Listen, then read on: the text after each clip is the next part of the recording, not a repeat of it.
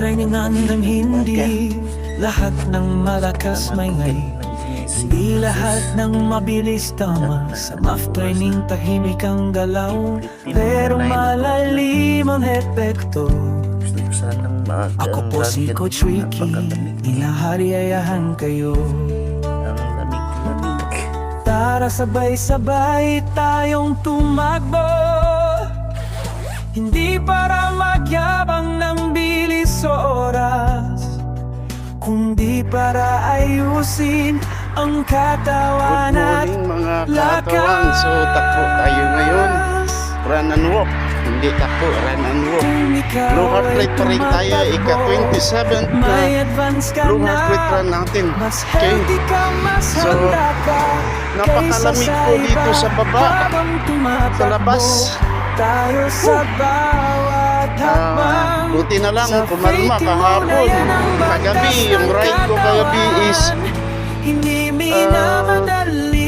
4 degrees Celsius. Malamig nun. Pero parang summer pa ata yun sa Hungary. Ang lamig nga. Ngayon, malamig pa rin pero tatakbo pa rin tayo. Okay? So run and walk tayo ha mga kakatawang. Enjoy lang yung takbo para walang injuries. Okay? Let's go. Let's run. Training, low heart rate ang galaw. Takbo natin. Tingnan nyo to. Tingnan nyo to. Pero solid ang pundasyon mo ngayon. Tahimik pero malakas, dahan-dahan pero sigurado. Ito ang lakas na hindi agad naubos. Sa mababang tibok, mas tumitibay ang puso. Kaya kayo kung mag-training kayo ng low heart rate run, tapos